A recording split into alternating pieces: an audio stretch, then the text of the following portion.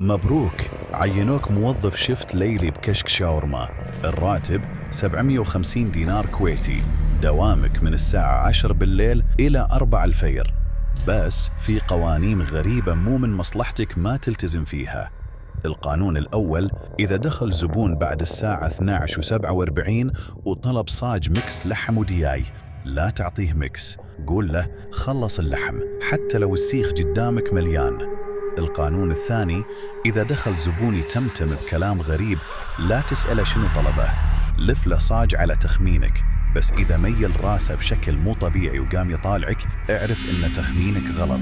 القانون الثالث: إذا سمعت سكينة تقطيع تتحرك بروحها على الطاولة، لا توقفها ولا تطالعها، خلك مشغول بأي شيء لين يوقف الصوت.